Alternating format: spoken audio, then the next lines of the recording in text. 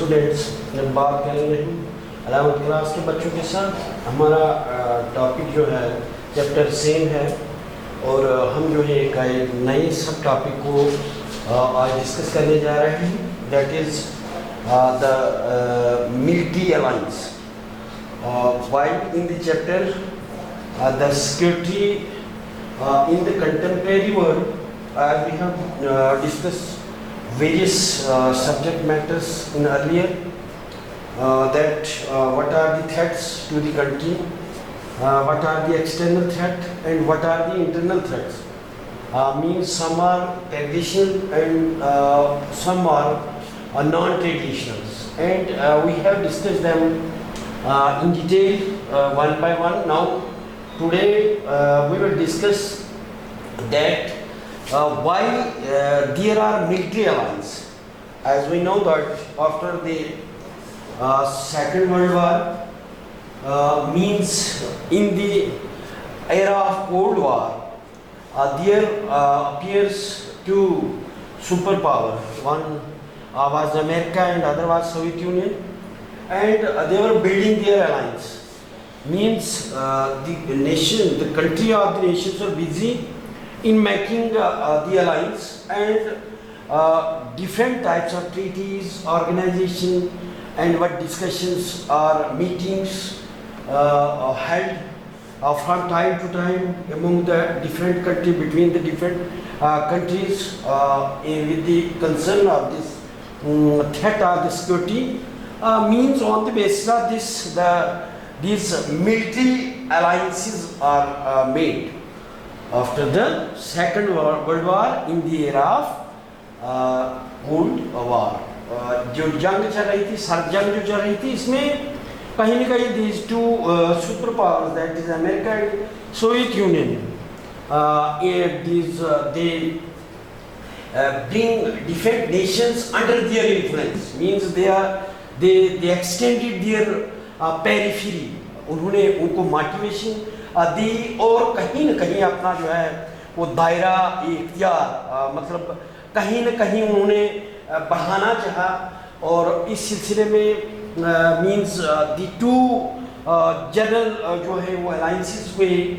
One was NATO,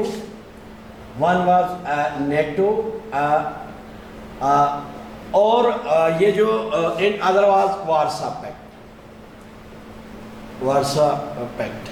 ये जो है मिलिट्री अलायंस जो है, first we will discuss that why these military alliances are made. जहाँ तक डेवलपमेंट और पावर का ताल्लुक है, most developed country also trying to make their alliance for their own benefit, and the underdeveloped means the smaller countries which are not well advanced in military or other fields, they are also involved in participating somewhat military alliance with the other nations. So the alliance is defined. The meaning of alliance is the coalition. Means alliance is a coalition of states that coordinates. Means ये जोड़ जुड़ना बहुत सारे states का, उनके एक coordinate करना, एक म्यूचुअल जो स्टेप लेके कोई किसी एक सिंगल टारगेट होगा and all can cooperate. Means here ये जो है ये जो मिलिट्री अलायंस है, it is for the coalition or coordination. Their alliances to deter means to action. ये कर लेते हैं, बना लेते हैं कि किसी भी जो वार आएगा, जो अटैक करेगा उन पे, either they have to deter or to defend that. Means उसको रोकना है. अलायंस बना के कोई भी हमलावर हो जाए किसी भी नेशन पे, and all those countries which are involved in that this treaty or the organization, means जो एग्रीमेंट साइन हुआ है इसके अंदर जितने भी हैं, तो कहीं एक ममालिक पे भी हमला होगा, it means all can be involvement, और वो सारे मिलके उस एक्शन को डिटर करेंगे और वो जो है are they will defend this. और मीन्स द ट्रीटी और ऑर्गेनाइजेशन जो है alliance are based on the national interest. जो भी ट्रीटीज या ऑर्गेनाइजेशन बनाई जाएगी with regard with concern to the military alliance, it means कहीं न कहीं वो there was a national interest behind this formation of the organization or treaty, and once when these interest change, it means the basic वो जो उसमें होंगे वो भी change हो जाएंगे। हम कह सकते हैं कि treaties and organization treaties and organization alliances are based on the national interest and can change when the national interests can change। जब उसको जो नेशनल लेवल पे हित जो होगा वो चेंज हो जाएगा, इट मीन्स द बेसिक जो होगा उस पे भी वो चेंज हो जाती है। तो मीन्स ये जो था हमारा मीनिंग था कि क्या किसे कहते हैं, हम इसको डिफाइन करेंगे कि मिलिट्री अलायंस वो पार्टनर है, वो एक इकट्ठा मिल जाना, जुट जाना, एक बहुत सारे मुल्क का यूनियन बनाना, उनका एक ही बन जाना। वो इसलिए जो आफ्टर पहली जंग अज़ीम के बाद हुआ, जब सर्द जंग चल रही थी, उसके बाद जो है हमारे इस तरह के दो ऑर्गेनाइजेशन बनी, चूँकि हमारी दो सुपर पावर्स थी और वो अपना अपना दायरा अख्तियार जो है बढ़ा रहे थे। इसमें वो कोलेशन सारे मिल के जितने कंट्रीज जो थी उसमें नेशंस मिल के कोई ट्रीटी ऑर्गेनाइजेशन बनाते हैं। उस ऑर्गेनाइजेशन में ये होता है कि अगर कोई दूसरा मुल्क उन पे हमला करे तो उस समय सारे मुल्क मिल के उसको रोकते हैं या उसका दिफा करते हैं, और जब भी कोई मिलिट्री अटैक उन पे हो जाए। और ये नेशनल इंटरेस्ट मतलब कौमी सतह का हित होता है इसमें, और जब इंटरेस्ट चेंज हो जाएंगे तो वो ये पूरा सिस्टम जो है नेशनल इंटरेस्ट को भी जब चेंज हो जाएंगे तो ये सारा जो है नीचे स्ट्रक्चर भी चेंज होता है। मीन्स ये जो था ये मीनिंग थी कि इसमें कोऑर्डिनेट होते हैं और कोइलेशन इसमें होती है, म्यूचुअल मसल उनकी अंडरस्टैंडिंग होती है। नाउ अब ऑब्जेक्टिव्स क्या होते हैं, इसके पीछे कुछ लॉजिक होते हैं, इनको क्यों बनाया जाता है, मिलिट्री अलायंस क्यों बनाया जाता है, इसका क्या ऑब्जेक्टिव है। तो ऑब्जेक्टिव आप समझ गए हो, जैसे हमने इसका मीनिंग और ऑब्जेक्टिव कोई खास फर्क नहीं है। जिस तरह से military alliances provide a collective security to these members states against the attack of big power. Suppose कहीं पे 10 स्टेट्स जो है, 10 कंट्रीज जो हैं, वो उन्होंने क्या कर दिया, अलायंस बना दिया है। वेन एवर कोई बिग कंट्री जो है, बिग पावर जो है, उन पे अटैक करेगी, जैसे ही वो अटैक करेगी तो अटैक मीन्स एक कंट्री पे भी अगर किसी ने कंट्री जो स्टेट्स है इसमें सपोज उसने किसी एक पे किया तो इट मीन्स वो सारे के सारे उसमें इन्वॉल्व हो जाते हैं। जब भी कोई अटैक होगा against one country, it means all those countries which are in the military alliance they all will defend or deter the war। जो अटैक हुआ है उसको सारे मिलके करेंगे। तो नंबर 1 आ गया। नंबर 2 आ गया कि मिलिट्री अलायंसेस जो है ये छोटे के लिए भी फायदेमंद है, जो छोटे ममालिक है उनको भी फायदा है इससे, और जो बड़ी कंट्रीज है means military alliances increases the power of a big state who leads the alliance। means suppose हम बात करेंगे कि दूसरा नंबर 1 तो ये होगा कि दे डिफेंड कोलेक्टिवली, वो मिलके सारे किसी चीज का डिफेंड करेंगे। आइदर दे विल वो जो रोक लेंगे उस जंग को, या तो वो क्या करेंगे मिलके सारे इसको हमला कर सकते। नंबर 2 हो गया कि वो जो लीडिंग जो मिलिट्री अलायंस में, जो मिलिट्री अलायंस में लीड कर रही है country, means which is leading in this alliance, there is increase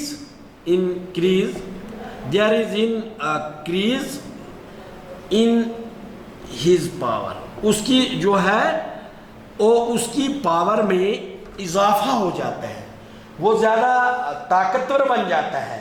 इस अलायंस से जो कंट्री ताकतवर मींस जो उसको लीड करता है ऑलरेडी ताकतवर है, लेकिन by the military alliance that power of that leading country also increases, means that become more stronger as a result of coordination of so many countries, as a result of coalition of so many countries of the world which are participated in the alliance, and the treaty was signed, the agreement was made that once there is an attack on any of the country of the state which is a member of this alliance, it means the whole this alliance can defend or deter the war, or we can say that the military alliance increases the power of leading country. The country under which there is alliance, the country who leads in this alliance means the power of that country will increase. उसकी supremacy, उसकी ताकत ज़्यादा बन जाती है. And the third is objective of the military alliance is to maintain balance of power. The third one is to maintain balance of power, to maintain balance of power means power जो है power को balance imbalance means when one country जो है, कोई भी countries जो है, कुछ countries classic countries can be classified into different categories as we have discussed it. We have already we are well aware of the fact that in the world's nation there is a classification on the basis of their economy, on the basis of their powers. We can take these example in different fields. Suppose one is leading in this military power, defense उसका अच्छा है, उनकी military अच्छी है, उनका defence person अच्छे हैं, कहीं का इकोनॉमी अच्छी है, कहीं का दूसरा है, means but on the basis of this characteristics they can be classified into different groups on the basis of development, whether the country is well developed, whether the country is less developed, whether the country is developing, whether the country is underdeveloping. These are points to be noted for the classification of these. So these countries can be classified, and we are well aware of the fact that some countries are developing. As for example, there are these America, Germany, France, Italy, Britain, this China, India. These are the developed or developing countries, and there are some other countries whose economy is not as much stronger as the other countries. So there are some few countries are underdeveloping, some are developing and some are developing countries. So the alliances are made. Suppose the underdeveloped country is in alliance, military alliance with a developing nation, then the power of that developing nation also increases, and this power means a country cannot attack to the underdeveloped country, because as a result of alliance with the superpower or developed country. So both can get the mutual benefit. It is why there is a coordination and coalition. It is why the countries which are involved in this, they can make alliance so that those dangers, the threats, whether that is internal or external, that may be reduced to some extent. Then these were the objectives. Now we will discuss examples, some examples of this military alliance. इसके बारे में बहुत सारे हुए, but to general, जैसे after the Second World War, during the early 50s or the late 40s, means the examples were NATO and Warsaw Pact.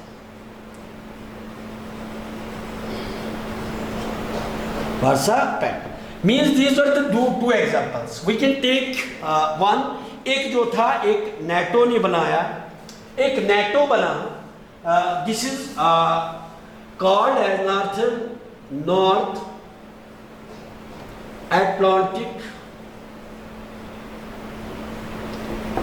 Treaty Organisation, Atlantic Treaty Organisation. तो इसको जो लीड करने वाला था, इसको जो था लीड करने वाला जो था, it is a military alliance and ये जो है ये अपोजिशन में बनाया सोवियत यूनियन के अपोजिशन में बनाया, जिसने वार्सा पैक्ट बनाया था। तो इसके सोवियत यूनियन के अपोजिशन में बनाया। इसका लीड करने वाला जो था वो अमेरिका था।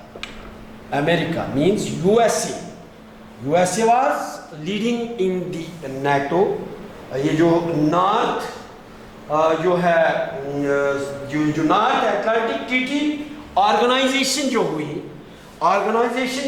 ये अमेरिका की थी और this came into being as a defence organisation. ये इसलिए बनाई गई, ये ऑर्गेनाइजेशन जो है कहीं ना कहीं इसके भी known as a defence organisation.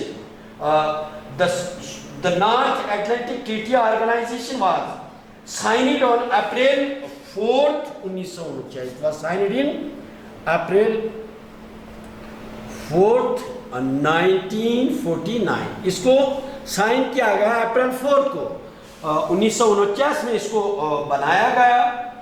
और ये बिटवीन 12 स्टेट्स, उस समय जो है वो इसमें जो साइन किया, उस समय जो थे इस नेटो में 12 स्टेट्स थे, 12 नेशन थे।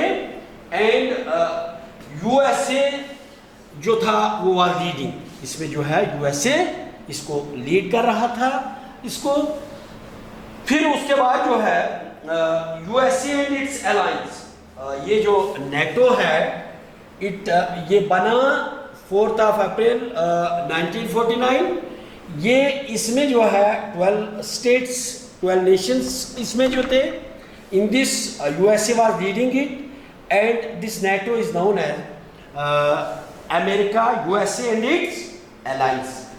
It was against Warsaw Pact जो था सोवियत यूनियन का, तो उसके था।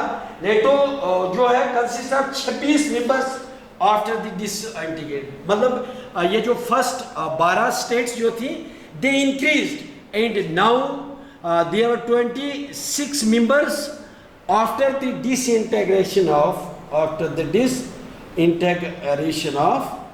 Soviet Union. ये जो सोवियत यूनियन की डिसइंटीग्रेशन के बाद, जब वो 1990 के बाद जो है after the end of Cold War, when Soviet Union disintegrates, means then after the disintegration of Soviet Union, a single unipolarity, there was a concept of unipolarity. We had discussed it in the first very chapter in detail, that after the disintegration of the Soviet Union, the USA became a superpower, and all those countries which were the members of the Soviet Union, they tried to go and join the American alliance, जो इनका था NATO का alliance। 26 members जो थे after the disintegration of Soviet Union, and member of the Warsaw Pact become the members of the NATO। और जो Warsaw Pact जो था which was led by the Soviet Union, इसको जो कंट्री लीड करने वाली थी वो सोवियत यूनियन थी, या republics of Soviet union, Republican of Soviet Union. ये जो था उन्होंने वार्सा पैक्ट बनाया था, उसके अपोजिट में नेटो बना। और those members which were the members of the Warsaw Pact they join it this NATO, उन्होंने ज्वाइन किया।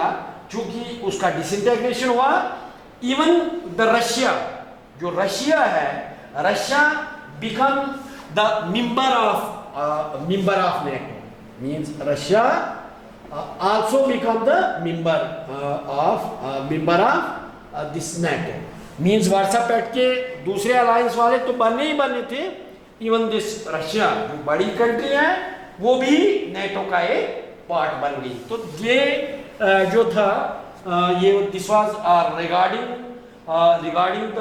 This military alliance. Now we will discuss in short its aims. Aims and objectives almost जो है वो same होते हैं, थोड़ा सा difference होता है, लेकिन जहाँ तक पेपर्स की बात आ जाती है तो कभी कभार पूछ लेते हैं तो वहाँ एक आप जो है वो कंफ्यूज हो जाएंगे कहीं। तो फिर इसमें जो है इसके प्रिंसिपल जो थे, principle refers that the faith of the parties to the treaty in the purpose and principle of the charters of United Nations।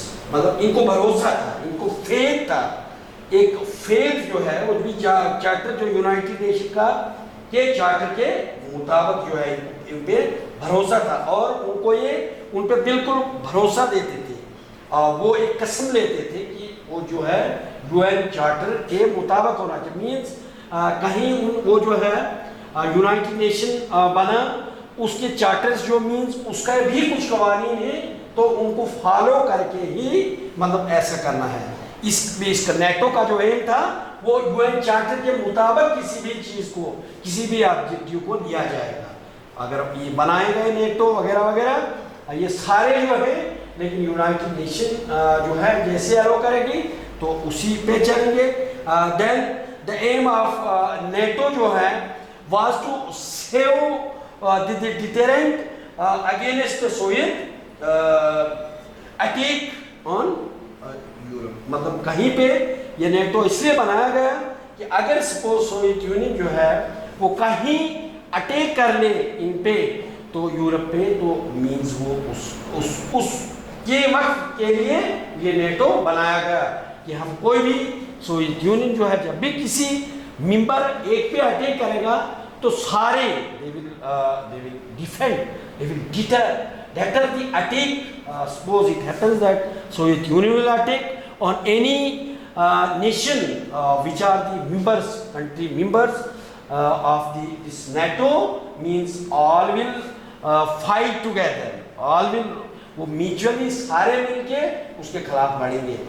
Then the third aim of NATO was to provide the security to the European countries। जो भी जितनी European countries उसमें उस NATO में participate किया, उसके alliance बनी, एक उन वैल्यूज को सेफगार्ड करना है, उनकी वैल्यूज को डिटरमाइन करना है, सेफगार्ड करना है और उनको फ्रीडम देना है ऑन लार्ज स्केल, उनकी सिविलाइजेशन को बचाना है, उनकी डेमोक्रेसी को बचाना है। जो भी उनकी कंट्रीज के अंदर जो भी इसके मेंबर बने उनको सेफगार्ड करना है सारे कंट्रीज को, उनके जो भी फ्रीडम है उसको बचाना है, उनके कॉमन जो हेरिटेज होंगे सारों के उसको बचाना है और जो है उनकी सिविलाइजेशन और डेमोक्रेसी, उनकी लिबरलाइजेशन, सारी चीज़ों को बचा के चल रहा है। तो this was all regarding the AIIMS, objectives, examples in military alliance। So with this we have completed today's part। I hope that you have understood because I have presented all the material in easiest way। बहुत आसानी मतलब इस तरीके से मैंने आपके लिए पेश किया ताकि आप समझ जाए, इससे आप समझ गए होंगे। मुझे लगता है कि मैंने इसको जितना मुझसे हो सका कि आसान से आसान बना के आपके लिए बनाया। तो it means this is enough for today। Thanks। We'll come with a new in next part। Thanks।